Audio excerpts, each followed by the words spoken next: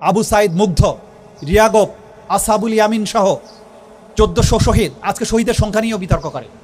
সব শহীদের সংখ্যা কি ডকুমেন্টেড হয়েছে? জাতিসংঘের রিপোর্টটা দয়া করে পড়ে দেখবেন।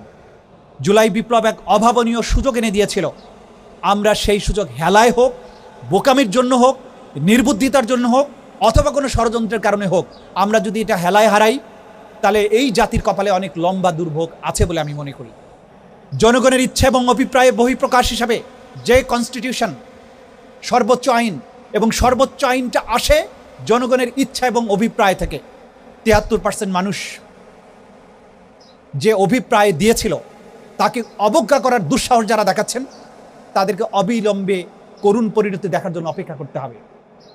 আবু সাইদ মুগ্ধ, রিয়াগোপ, আসাবুল ইয়ামিন সহ 1400 শহীদ। আজকে শহীদের সংখ্যা নিয়েও বিতর্ক করে।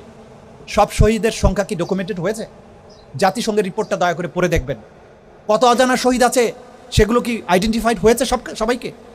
এখন বলে গেজেটে আছে এতজন, শহীদ হয়েছে এতজন। গেজেট দিয়ে কি সব কিছু নির্ধারণ হবে? গেজেটের বাইরে কি নেই? এবং যে 30 থেকে 35 হাজার মানুষ আহত হয়েছে, তাদের কি গেজেট হয়েছে? এই সমস্ত আইনের ধারা উপধারা মেনে কোনো বিপ্লব হয়নি। 1971 সালেও হয়নি। 72-এর যে সংবিধানের পক্ষে যুক্তি দেওয়া হচ্ছে, সেই সংবিধান কে প্রণয়ন করেছিল? সেই প্রণয়ন করেছিল সংবিধান পাকিস্তানের জন্য নির্বাচিত এক পার্লামেন্টের সদস্য, যারা 70 সালে নির্বাচনে নির্বাচিত হয়েছিলেন। তাহলে সেই সংবিধান মানেন কেন? নওশাদ জমির সাহেব ঠিকই বলেছেন, বাংলাদেশের সংবিধান বাংলাদেশের নির্বাচিত প্রতিনিধিদের হাত দিয়েই রচিত হওয়া উচিত।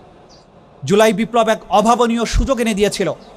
আমরা সেই সুযোগ হেলায় হোক, বোকামির জন্য হোক, নির্বুদ্ধিতার জন্য হোক, অথবা কোনো ষড়যন্ত্রের কারণে হোক, আমরা যদি এটা হেলায় হারাই, তাহলে এই জাতির কপালে অনেক লম্বা দুর্ভোগ আছে বলে আমি মনে করি।